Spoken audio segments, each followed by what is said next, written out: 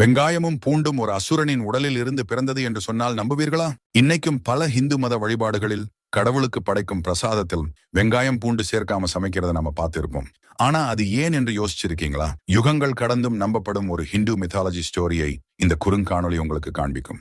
சமுத்திர மந்தனத்தின் போது, அதாவது பார்க்கடல் கடைந்த போது, அமிர்த கும்பத்தை ஏந்தி கொண்டு தன்வந்திரி பெருமாள் கடலில் இருந்து வெளியே வந்தார். அமிர்தத்தை ருசிக்க ஆசையுடன் தேவர்கள் மற்றும் அசுரர்கள் அனைவரும் காத்திருந்தனர். அப்போது விஷ்ணு பெருமான் மோகினியாக அவதரித்து அமிர்தத்தை பகிர்ந்து வழங்கத் தொடங்கினார். ஆனால் அமிர்தத்தை சுவைக்கும் நோக்கில் ஸ்வர்பானு என்ற அசுரன் தேவர்களிடையே பதுங்கி மோகினியின் கையில் இருந்து அமிர்தத்தை தானும் பெற்று குடித்து விட்டான். இதை கவனித்த சூரியனும் சந்திரனும் உடனே மோகினிக்கு தெரிவித்தனர். விஷ்ணு தன்னுடைய உண்மை உருவத்தை காட்டி சுதர்சன சக்கரத்தால் ஸ்வர்பானுவின் தலையை வெட்டினான். ஆனா கதையில இங்கதான் செமட்விஸ்ட். அமிர்தத்தை குடித்து விட்டதால் ஸ்வர்பானு முழுவதுமாக சாகவில்லை. துண்டிக்கப்பட்ட தலைக்கு பாம்பின் வால் பகுதி முளைத்து ராகு என்று அழைக்கப்பட்டது. முண்டமாக கிடந்த உடலுக்கு பாம்பின் தலை முளைத்து கேது என்று அழைக்கப்பட்டது.